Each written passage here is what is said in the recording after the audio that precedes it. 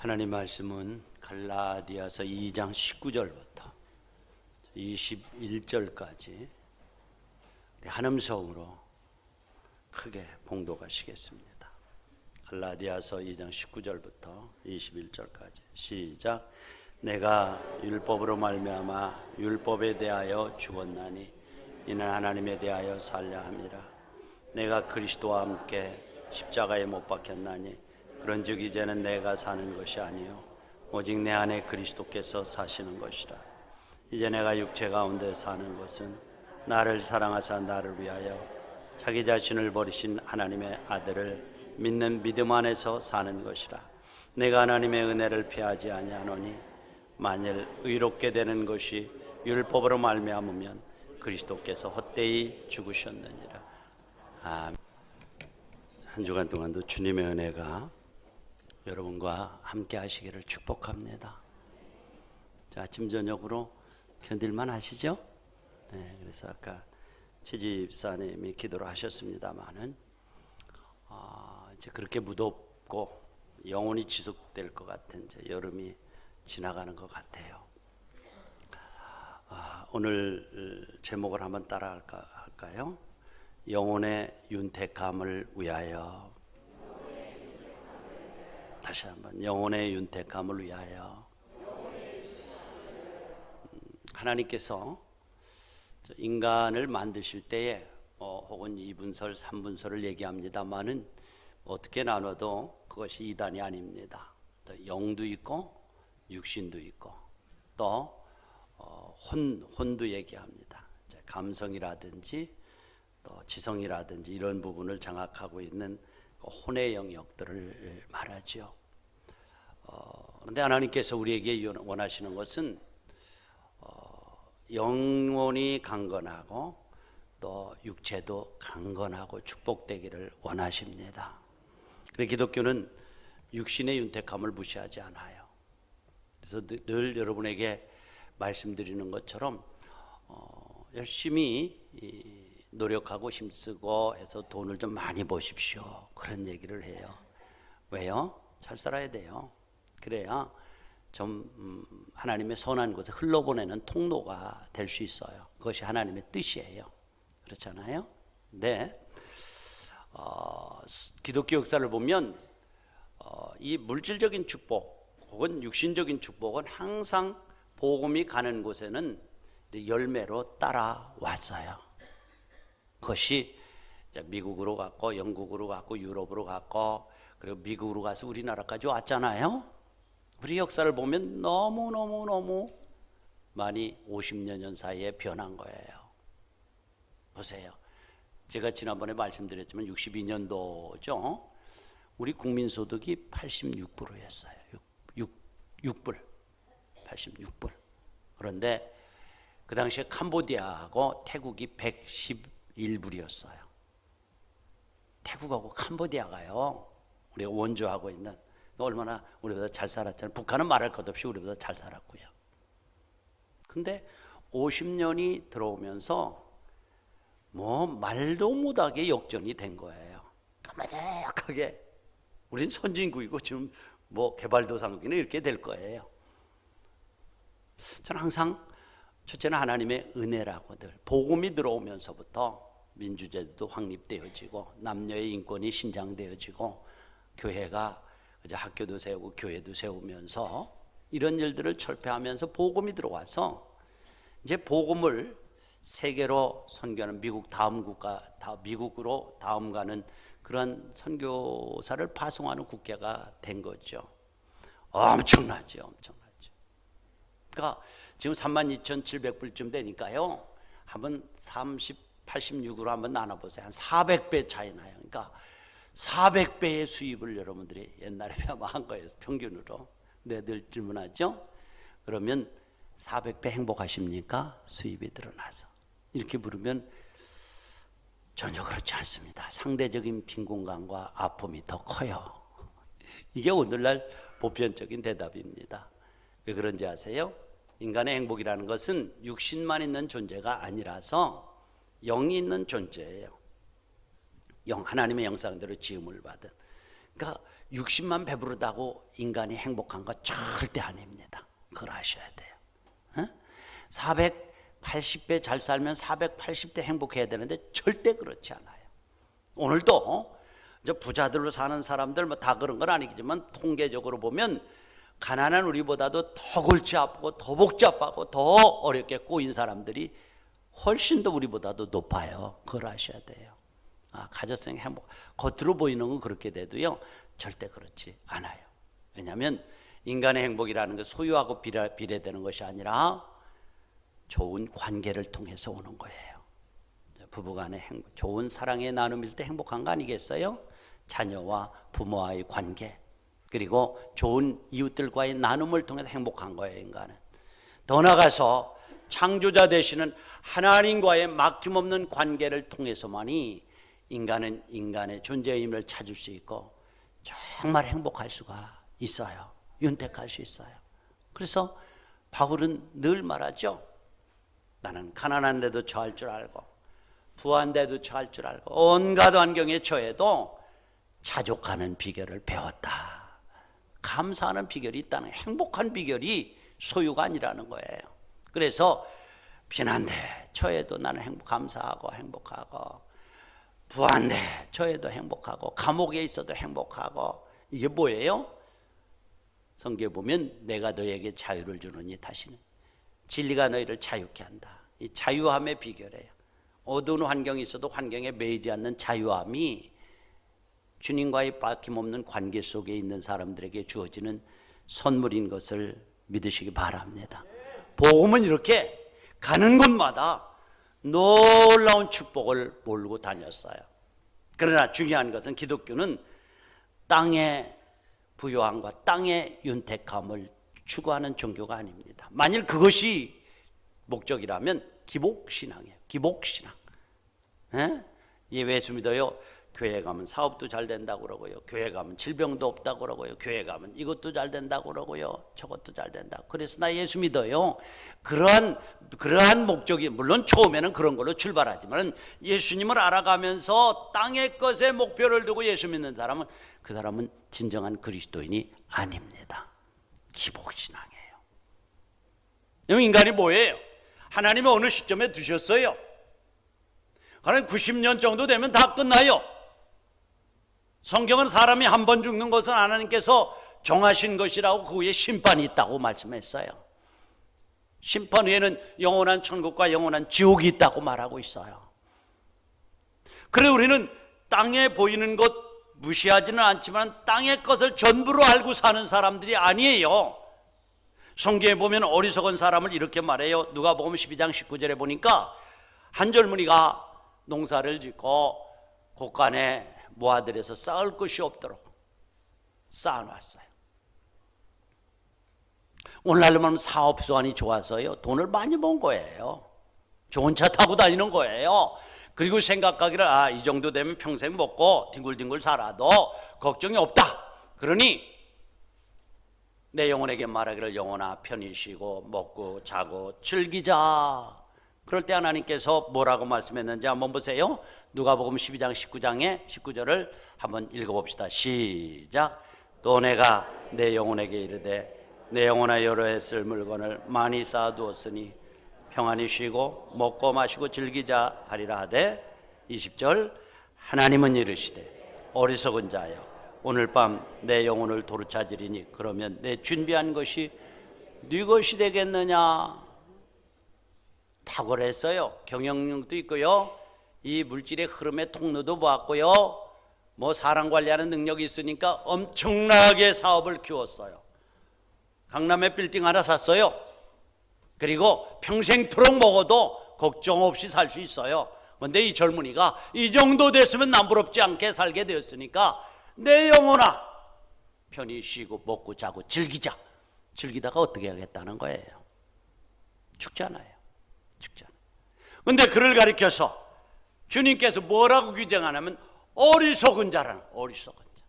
세상으로 보면 지략도 뛰어나고 경영력도 뛰어나고 물질을 굴리는 것도 알고 투자하는 것도 알고 다 알아요. 우리하고는 비교 안 되게 탁월한 사람. 그런데 하나님께서 어리석은 자라고 말하고 있어요.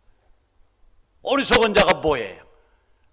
바로 영혼의 욕구가 무엇인지 알지 못하고 눈에 보이는 것이 전부인 것으로 알고 살아가는 사람을 성경은 어리석은 사람이라고 말합니다. 그래요. 저와 여러분들 탁월하지 않아요. 고린도전서에 있는 말씀처럼 한번 너희를 부르심을 보라. 그저 가문을 봐도 별일 없고 세상적으로 봐도 지식이 탁월하지도 별 볼일 없고 그러나 하나님은 약한 자를 들어서 강하게 하시는 하나님이신 줄로 믿습니다. 그러니까 어리석은 자가 아니라 지혜 있는 자예요.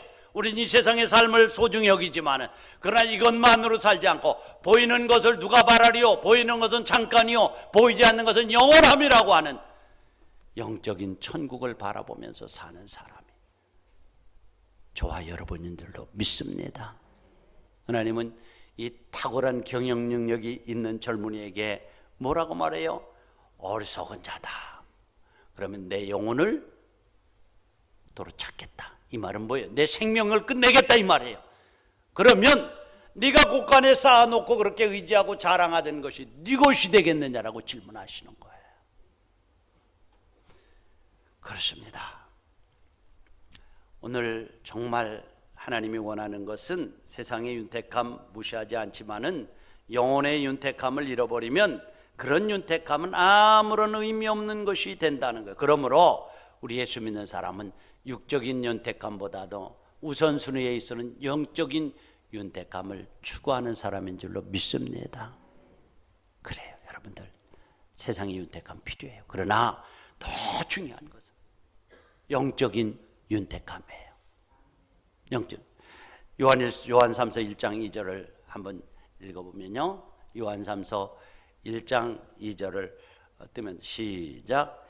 사랑하는 자여 내 영혼이 잘된 같이 내가 범사에 잘되고 강건하기를 내가 간구하노라. 여기 성경에 보면은 우선순위에 대해서 사랑하는 자여 내 영혼이 잘되고 범사가 잘되고 형통하기를 내가 간구한다. 이게 하나님의 뜻이에요. 그러니까 여기서 두 가지를 우리에게 가르쳐 주죠. 하나는 우선순위에 프라이어리티에 있어서 영혼이 먼저고 영혼이 잘 될 때에 범사가 잘 된다 이 말이에요.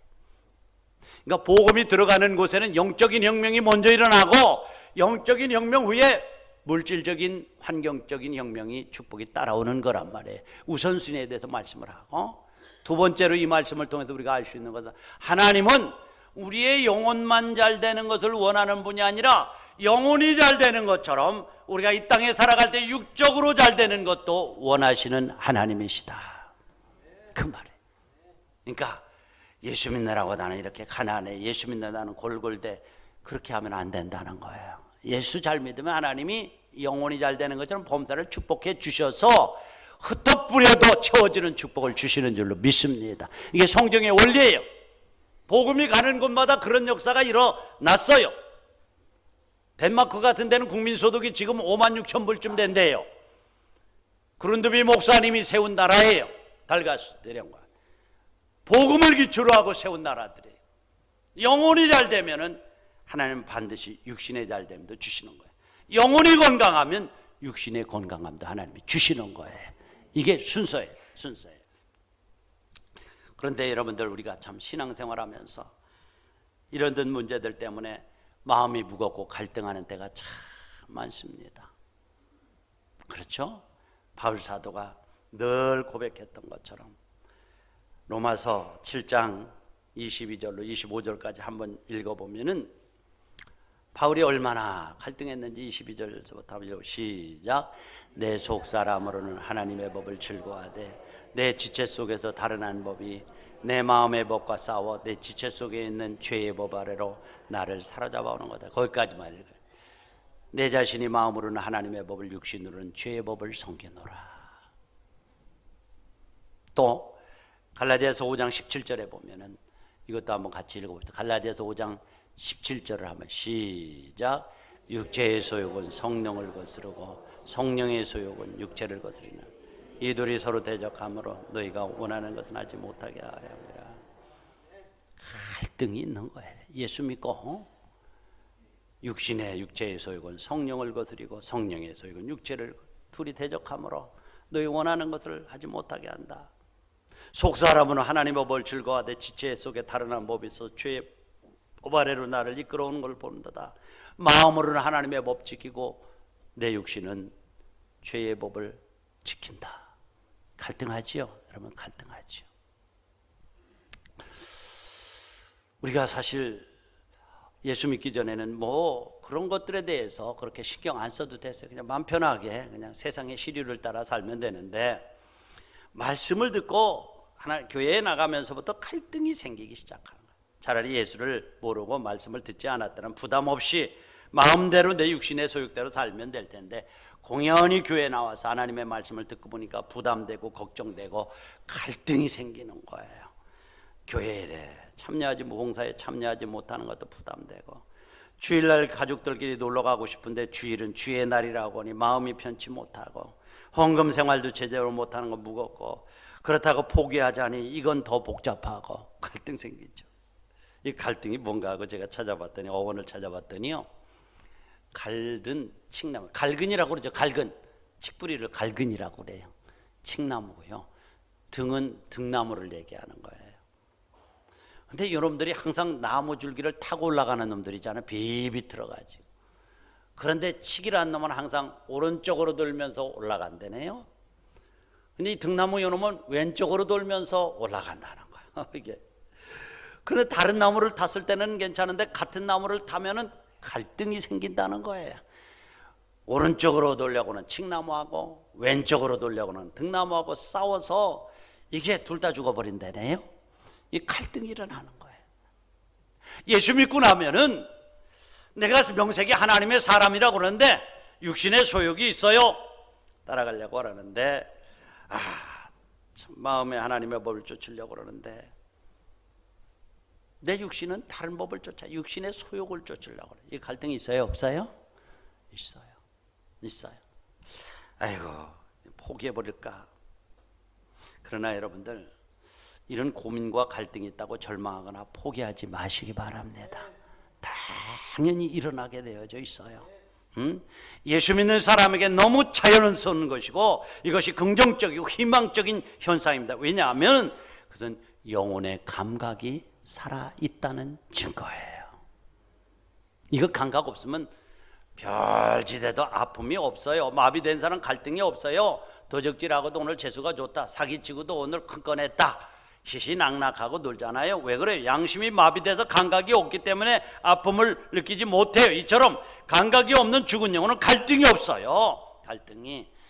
그러나 아직도 주님의 말씀이 내 안에 있기 때문에 갈등이 생기는 거예요. 너무 당연한 거예요. 그러니까 바울 같은 사람도 예수 믿기 전에는 그런 갈등이 없었어요. 그런데 예수 믿고 나니까 내 마음으로 하나님의 법을 쫓아가려고 그러는데 내 육체는 죄의 법 아래로 나를 끌어온다. 마음으로 하나님 법을 지키고 또 내 지체는 세상 법을 따라간다. 오호라, 나는 곤고한 사람이다. 이 죄와 사망의 법에서 누가 나를 건져내? 바울이 그랬다니까. 그러니까 저도 그렇고 여러분들도 그런 사람들이에요. 너무나 당연하고 자연스러운 것이에요. 내 모양 내 꼴이 왜 이래고. 그러나 여러분들, 이것은 정말 거룩한 갈등이고 거룩한 싸움입니다. 이것 있어야 믿음이 성장합니다. 이것 있어야 로마서 8장 1절에 있는 말씀 앞으로 갈 수가 있어요. 그러므로 그리스도 안에 있는 자에는 결코 정죄함이 없나니. 자, 한번 읽어보세요. 썼네요. 시작. 그러므로 이제 그리스도 예수 안에 결코 정죄함이 없는. 계속 띄워봐야 한번. 네, 늦었으면 그만두고요. 자, 시작. 2절 시작. 이는 그리스도 예수 안에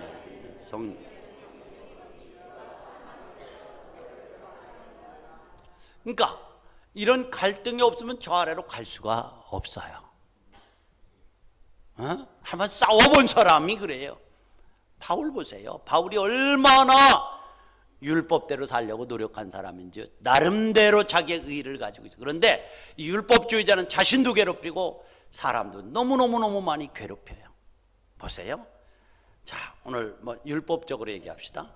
오늘 어디 가서 미꾸라지 탕이 뭐예요?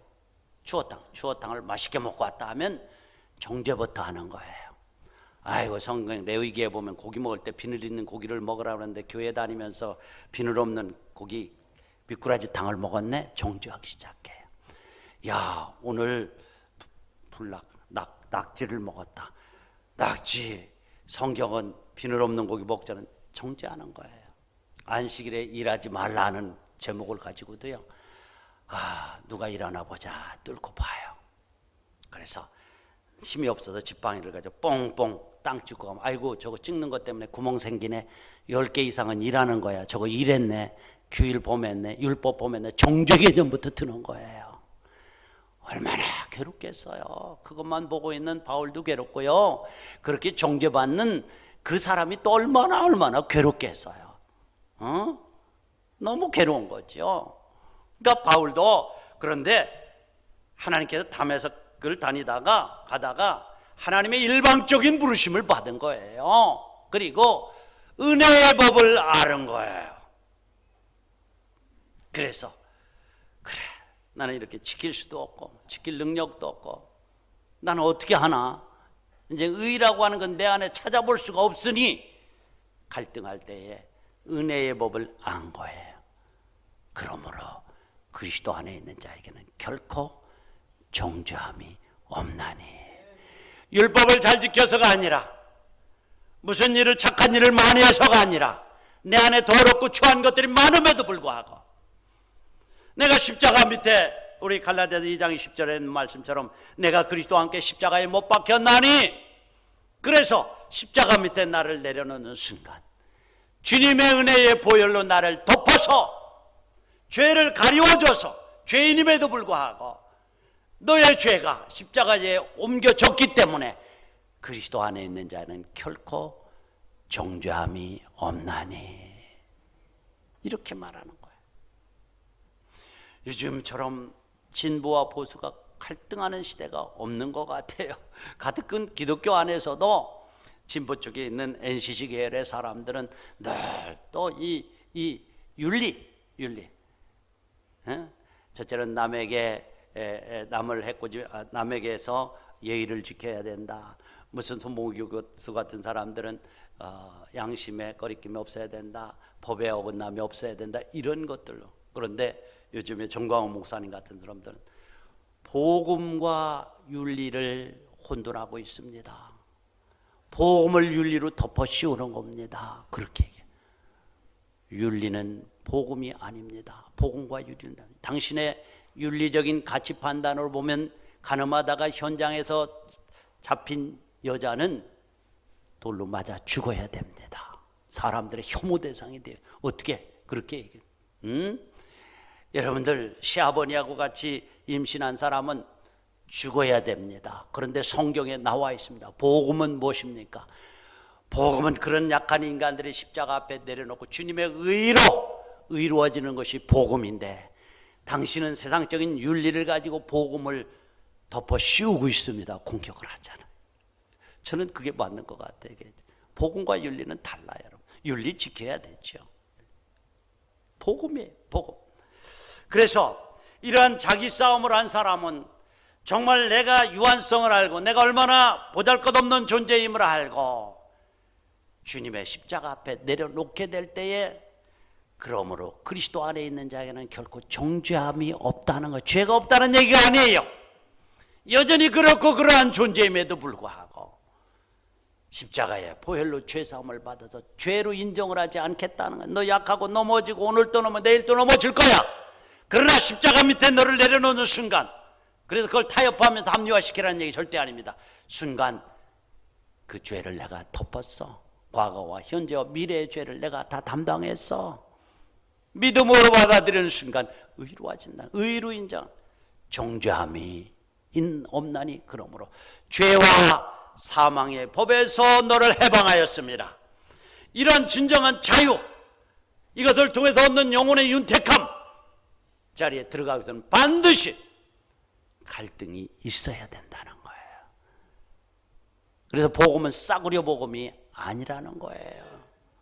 이 갈등을 통해서 자기를 부정하는 사람만이 십자가 밑에 자기를 내려놓고 바로 이 고백을 할 수 있다는 거예요. 여기까지가. 그래서 여러분들 신앙생활은 제가 황성주 교수님 얘기를 자주 인용하죠. 거룩한 갈등이에요. 갈등. 거룩한 스트레스예요. 주일날 교회 나와야지. 아이고 오늘 좀 쉬고 싶은데. 또 여러분 믿음이 자라면서 하나님께서 요구하시는 삶들에 대해서 여러분들의 행동으로 대답하지 못할 때에 그거에서 오는 부담감이 얼마나 큽니까? 요마냥 욕걸로 살아가는. 그래 그 갈등이 있는 거예요. 그 갈등 때문에 갈등하다가 나로서는 내가 아무리 율법을 지켜서 해도 헤엄쳐서 태평양에 건너갈 수 없는 존재라고 하는 사실 깨닫는 거예요. 자기를 부정하는 거예요. 그리고 십자가 밑에 나를 내려놓는 거예요. 십자가의 은혜로 덮음을 받는 거예요.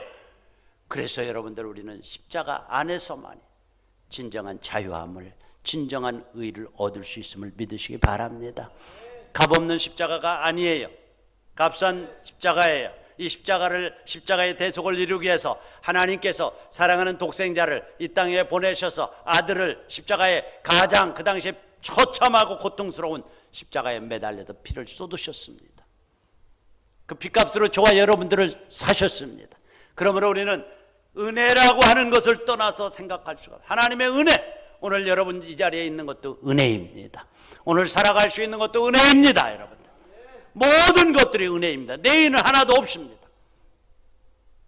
그래서 십자가를 생각할 때 우리는 두 가지를 늘 잊지 말아야 돼요. 그것은 하나님이 얼마나 나를 사랑하시는가. 독생자를, 하나님이 세상을 사랑하사 독생자를 주셨으니 아들을 주기까지 사랑하시는 하나님의 사랑을 볼 수 있기를 원합니다. 그러나 사랑하는 여러분들, 하나님은 공의의 하나님이시고 죄를 얼마나 미워하시는가 하는 하나님의 공의를 볼 수 있기를 원합니다. 전능하신 하나님이 죄 없어라고 하면 죄 없을 수 있어요. 그러나 하나님은 죄값은 사망이라고 선언하셨고 그 선언을 지키는 것이 공의입니다. 공의. 그래서 그 십자가를 지게 하신 사랑하는 아들을 통해서 죄값은 반드시 사망이라는 사망의 값을 치르게 하셨어요. 그러니까 여러분들이 오늘 이 자리에 나와서 예배하고 하나님의 자녀가 되어지고 하나님을 아버지라고 부를 수 있는 이 특권은 바로 하나님께서 여러분을 사랑하시되 그냥 사랑하는 것이 아니라 독생자를 십자가에 못 박고 죄값을 지불하시고 주님이 사신 주님의 소유된 자들임을 믿으시기 바랍니다. 주님 자리예요. 내가 누구에게 속했어요? 주님께 속했어요. 주님께. 이제는 여러분들 영혼의 감각이 회복되어져 있기 때문에 우리 속에 갈등이 있어요. 진통이 있어요. 이건 거룩한 진통이라고 말씀하고 있어요. 이런 진통들이 주님의 은혜 속에 더 깊이 들어가게 하고, 이러한 진통들이요 늘 거룩한 진통, 거룩한 스트레스는 삶에 활력이 있게 하고요, 진리에 이르게 하고요, 진리를 알지니 진리가 너희를 자유케 하라고 하는 그 자유함을 우리에게 주시는 거예요. 그래서 이런 진통이 있는 거룩한 진통자들은 훨씬 더 건강하대요. 훨씬 더 건강해요. 감각 없이 살아가는 사람보다도 영혼도 건강하고 육체도 건강하다는 거예요. 우리는 육신으로는 감당할 수 없어요. 의를 지킬 수 없어요. 넘어져요. 쓰러져요. 그래서 주님의 은혜가 필요한 것 아니겠어요? 얼마나 약한. 저는 이제 늘 이제 나이 먹으면서 운동을 해야 된다, 이것들이 그냥 무슨 늘 우리 선배 목사님들 기도하는 만큼 운동해라, 기도하면 그러네요. 그래서 걷잖아요. 그런데 여름에는 너무너무 더우니까 헬스라고 하는 걸 끌어서 좀 헬스클럽에 가서 운동해야지. 근데 헬스를 3개월 끊으면 열을 두 가지 못해요. 이렇게 의지가 약해요. 그런 존재들이에요. 그래서 갈등하는 거예요. 그래, 갈등하는. 그러나 이 갈등은 여러분 영혼이 살아있다는 증거고 진리에 대한 갈등이 있다는 증거입니다. 그래서 이런 갈등과 고민이 우리를 더욱 하나님의 사람으로 세워주고 주님의 형상을 담게 하고 끝내는 주님의 십자가 밑에 여러분을 내어놓게 하는 원인이 된다는 사실을 기억하시기 바랍니다. 그래서 고린도후서 7장 10절에 보면은 이러한 갈등, 이러한 고민, 이러한 진통은 후회할 것이 없대요. 다 같이 한번 읽어봅시다. 시작. 하나님의 뜻대로 하는 근심은 후회할 것이 없는 구원에 이르게 하는 회개를 이루는 것이요 세상의 근심은 사망을 이루게 하는 거예요. 여러분들 거룩한 근심들 많이 하시기 바랍니다. 내가 어떻게 하면 주님의 형상을 더 닮아갈까? 내가 어떻게 하면 열린 모습으로 내 형제를 더 감싸할까? 그들을 세울까? 이런 거 필요해요. 우리 예수님교회 안에 한 형제들 아닙니까? 한 형제들이에요, 여러분들. 공동체이기 때문에 약함이 있어요. 너무 그가 진통하지 마세요. 제가 그저께 가니까 카톡에 우체국에 돈이 있으니 찾아가십시오. 그런 게 왔어요. 나 우체국에 통장을 쓴 적도 없고 돈을 예금한 적도 없고, 그런데 돈을 찾아가라고 하니까 돈 준다는데 안 갈 사람이 있습니까? 가깝고 해서 슬슬 갔습니다. 가서 이런 게 왔으니 돈을 주시었더니 그 사람이 찾아보더니 돈이 있다는 거예요. 깜짝 놀랐어요. 아마 군에 있을 때 아마 우체국에서 뭐를 거래하신 것 같은 잔액이 남아있네요 하고 23,000원을 줬어요. 23,000원을 벌었어요. 그래 그 돈을 어디다 쓸까 하다가 공짜로 생긴 돈이니까 커피 한 잔을 마시자 하고 우리 구집사님 가게로 들어갔더니 손님이 하나도 없어요. 커피 한 잔 주게 했더니 자기가 산대요. 그래서 나는 사는 것을 먹지 않고 내가 사 먹겠다 그랬어요. 그리고 이제 커피 한 잔을 먹고 이제 10,000원짜리는 야 이게 반씩 나누자 하고 이제 주고 왔어요.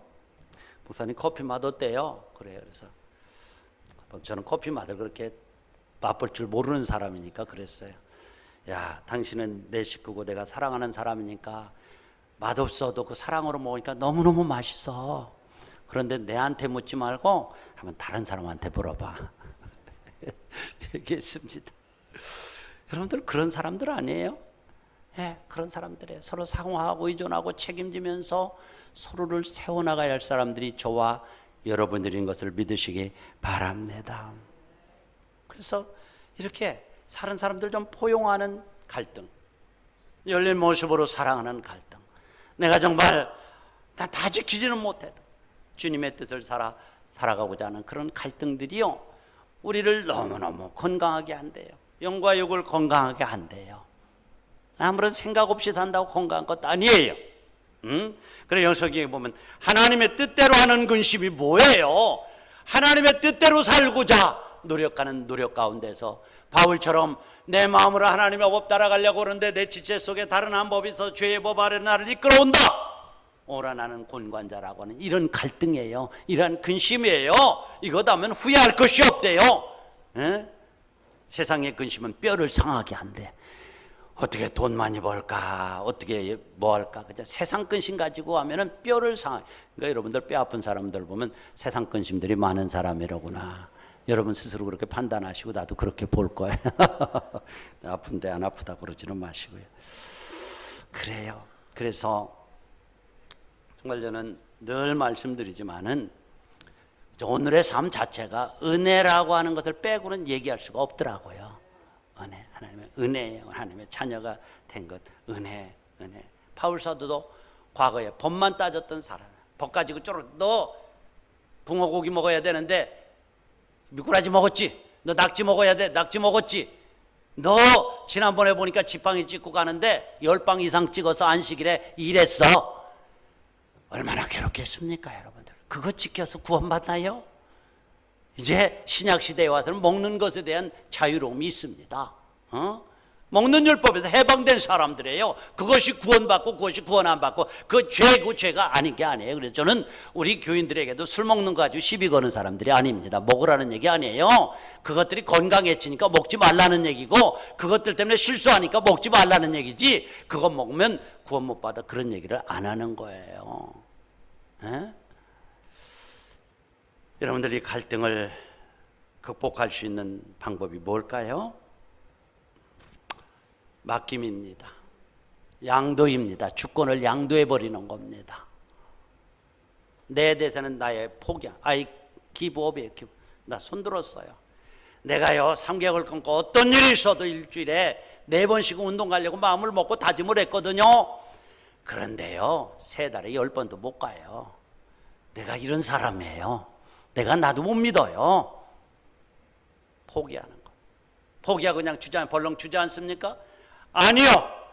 주님의 십자가 밑에 나를 내려놓는 거예요. 그래서 빌립보서 4장 6절 7절에 빌립보서 4장 6절 7절에 보면은 이러한 갈등을 하고 있는 사람들에게 뭐라고 말씀하나 읽어봅시다. 시작. 아무것도 염려하지 말고 다만 모든 일에 기도와 간구로 너희 구할 것을 감사함으로 하나님께 아뢰라. 그리하면 모든 지각에 뛰어난 하나님의 평강이 그리스도 예수 안에서 너희 마음과 생각을 지키시리라.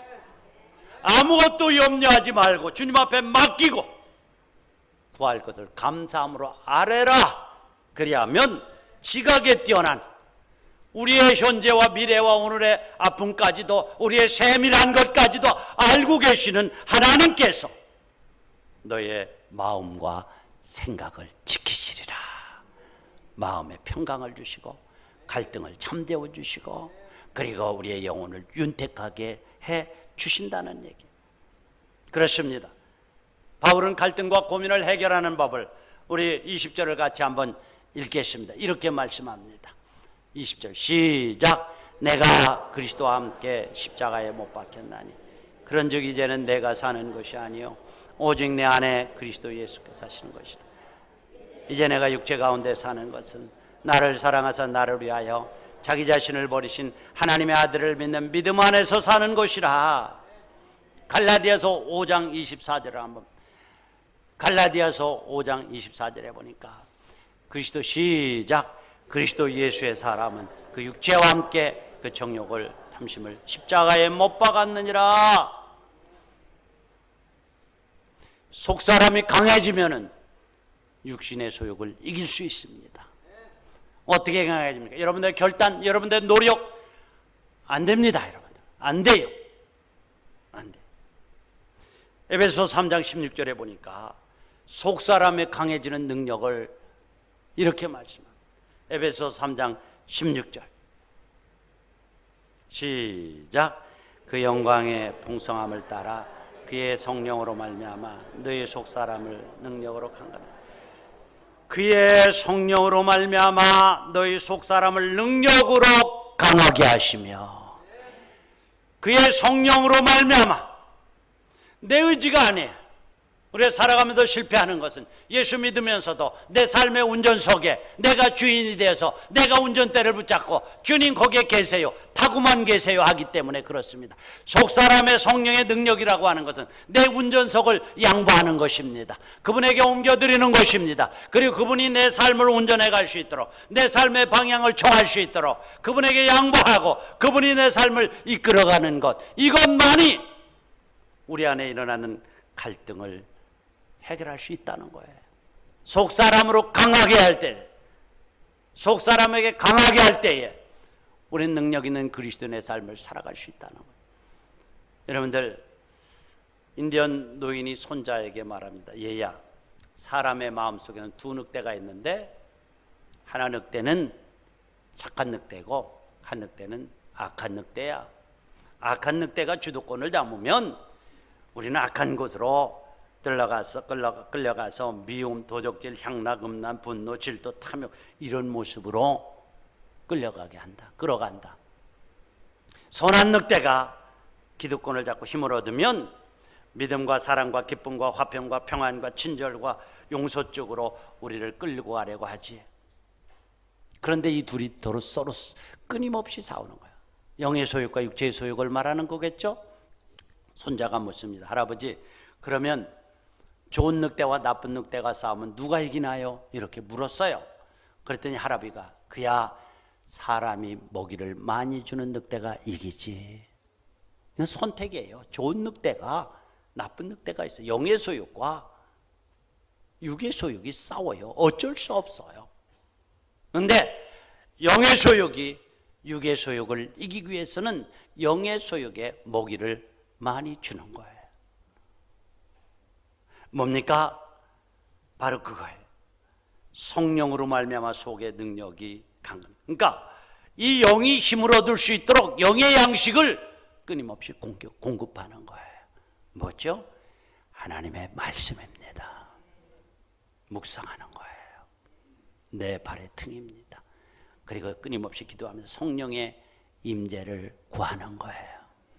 그분이 내 삶을 위해서 다스려 주시라고. 그래서 영의 건강으로 해서 영의 영양분을 끊임없이 공급할 때 우리의 속사람의 힘은 강해지고 육의 소욕은 점점 약해질 것입니다. 그래서 바울은 너희는 경건에 이르기를 연습해라. 이 말은 영의 근육을 키워라. 영적인 운동을 하라는 거예요. 영혼에게 영양분을 공급하라는 거예요. 말씀을 듣고 건전한 교양도서도 있고 아름다운 사랑과 올바른 가치관을 심어줄 수 있는 그런 영화나 믿음의 사람들, 그래도 나에게 좋은 영향력을 줄 수 있는 사람들과 교제할 때 영혼의 속사람의 힘을 강하게 해주는 것이 바로 그것입니다. 그래서 우리는 정말 어떤 때는 세속적인 이런 만남들 가면 2차 3차 가면서 어울리고 하는 그것도 좋죠, 사람들. 그럼 어떤 때는 가서 내가 믿음의 정체성을 지킬 수 없다면 그것을 끊어버리는 것이 중요합니다. 그것이 곧 뭐죠? 영혼의 육의 소욕에 영혼에게 힘을 공급해 주는 거죠. 그래서 영혼을 살리는 것, 영혼의 양식을 공급할 때 영혼이 힘을 얻고 속사람이 힘을 얻고 육적인 소욕을 넉넉히 이길 줄로 믿습니다. 그래서 시편 1편 1절로 3절까지 보면은 복 있는 사람이 바로 그런 읽겠습니다. 시작. 복 있는 사람은 악인들의 꾀를 따르지 아니하며 죄인들의 길에 서지 아니하며 오만한 자들의 자리에 앉지 아니하고 오직 여호와의 율법을 즐거워하여 그의 율법을 주야로 묵상하는도다.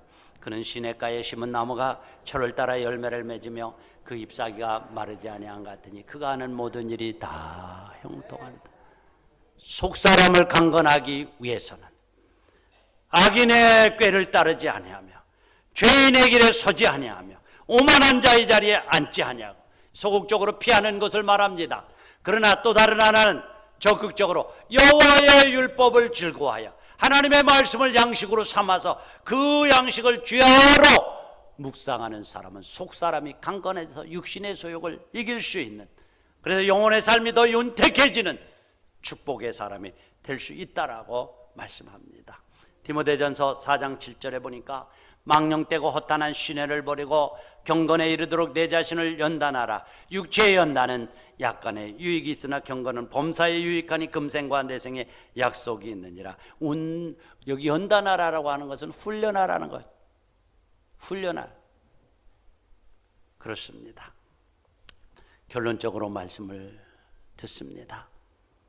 성령님이 내 안에 계셔서 나를 주관하기 시작할 때 깨달음도 주시고 육의 눈으로 볼 수 있는 눈도 열어주시고 들을 수 있는 귀도 주시고 믿음도 주시고 지혜도 주시고 능력도 주시는 거예요. 그래요. 속사람이 힘을 얻어서 감히 옛날에 있던 옛 자아가 때로는 대들 거예요. 그러나 한 방에 쾌구시킬 수 있는 힘이 있고 우리는 건강한 영적인 사람이 되어서 주님이 여러분들 안에 주시는 그리스도의 풍성함, 영혼의 윤택함이 이 가을에 여러분의 삶 속에 풍성히 넘쳐나는, 정말 주님으로 인해서 평강이 넘치는 그러한 계절이 되기를 주님의 이름으로 축복합니다.